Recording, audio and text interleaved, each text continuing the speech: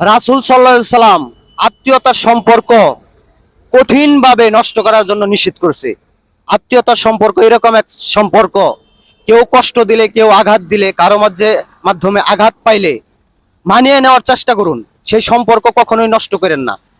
যেখানে রাসূল সাল্লাল্লাহু আলাইহি সাল্লাম বলছে যে আত্মীয়তার সম্পর্ক নষ্ট করা যাবে না, সেখানে আমরা তো কিছুই না।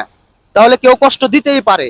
চলতে গেলে ভাই, আত্মীয়তা স্বজনের মধ্যে চলতে গেলে কেউ কষ্ট দিবে, কেউ ভালোবাসবে, কারো কথার মাধ্যমে কষ্ট পাবেন, পাইতেই পারেন, স্বাভাবিক। আমরা মানুষ, আমাদের মন আছে, আমরা কষ্ট পাইতেই পারি।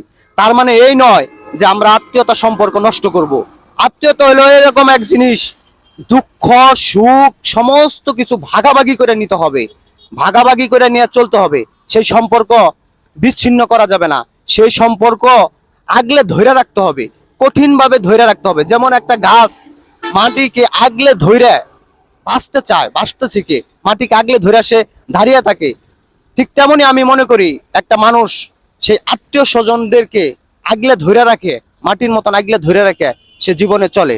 আপনি আত্মীয় স্বজন, আপনার ভাই বেড়াদার, আপনার পাড়া প্রতিবেশী ছাড়া আপনি কিভাবে চলবেন বলেন? তারাই তো আপনার সুখের দিনে দুঃখের দিনের সঙ্গী, তারাই তো সব। তাদের সাথে তো আপনার সম্পর্ক ছিন্ন করা যাবে না, কখনোই কখনোই ছিন্ন করা যাবে না, এটা করা যাবে না।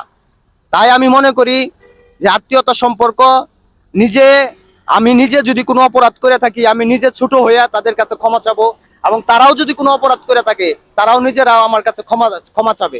একজন আরেকজনের মধ্যে পারস্পরিক যে বোঝাপড়াটা, পারস্পরিক বোঝাপড়ার মাধ্যমে এই সম্পর্কটা আমাদেরকে টিকিয়ে রাখতে হবে। যদি আমরা সেটা না পারি, তাহলে আমরা কিভাবে নিজেদেরকে সেই মুসলিম হিসাবে দাবি করব বলেন? নিজেদেরকে কিন্তু মুসলিম হিসাবে দাবি করতে পারবো না। আমি এই কারণেই বলতেছি, একজন মুসলিমের, একজন ইমানদারের সবচেয়ে বড় জিনিস হলো আত্মীয়তা সম্পর্ক ঠিক রাখা। এবং আত্মীয়তা সম্পর্ক ঠিক রাখার পাশাপাশি আমি মনে করি আপনার চারপাশে 40 বাড়ি পর্যন্ত আপনার যে প্রতিবেশীগুলো আছে, তারাও আপনার আত্মীয় স্বজন, তারাও আপনার রক্তের না হইলেও তারাও কিন্তু আপনার আত্মীয় স্বজন।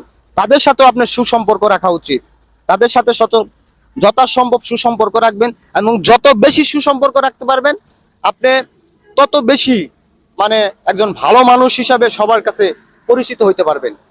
তাই একটি কথাই বলে যাব, আত্মীয়তা সম্পর্ক আমরা কখনোই নষ্ট করব না। আত্মীয়তা বড়ই মানে অমূল্য জিনিস, রক্তের বন্ধন। সে বন্ধন কখনোই ছিন্ন করার নয়, সে বন্ধন কখনোই ছিন্ন করা যায় না, এবং ছিন্ন করা উচিতও না। তাই রাসূল সাল্লাল্লাহু আলাইহি সাল্লামের কথা আমাদেরকে মাইনা নেওয়া উচিত, এবং মেনে আমাদের তার কথা মতন চলা উচিত, আমি নিজে মনে করি ব্যক্তিগতভাবে। সবাই ভালো থাকবেন। এবং যাদের আত্মীয়তা সম্পর্ক নষ্ট হয়েছে, আমি মনে করি আমার এই ভিডিওর মাধ্যমে হইলেও, দেখে হলেও, এই আত্মীয়তা সম্পর্ক ভাই ঠিক করেন। আত্মীয়তা সম্পর্ক ঠিক করলে সমস্ত কিছুই ভালো লাগবে, মন ভালো লাগবে, দিল ভালো লাগবে, সমস্ত কিছুই ভালো লাগবে। সবাই ভালো থাকবেন। আসসালামু আলাইকুম।